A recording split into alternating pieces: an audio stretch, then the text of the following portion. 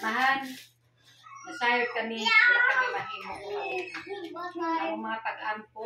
Ang kasi may sa iyang plano, sa iyang kinabuhi, alam sa iyang pamilya na makahuman siya. Kaya kanya ginuang gasa sa pagkamaalamon, na makalahutay siya kung sa man ang mga pagsulay sa kinabuhi. Tabangin kami amahan, tabangin si Maymay na magdala sa iyang mga anak na may siyang modelo sa magtubo niyang mga kabataan. Kanang tanan ginawa mong mga pag-ampo, ang ikaw magpadayon, diha magpataliwala sa among ibuhok pamilya, ang kalinaw kung magpanagdait na among kinahanglan sa matag adlaw.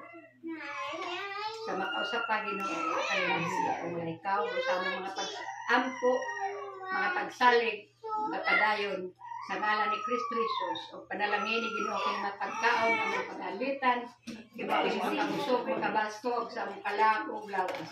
Kaya ka na nang salig sa ngalan ni Kristo Jesus ang mga mandulo.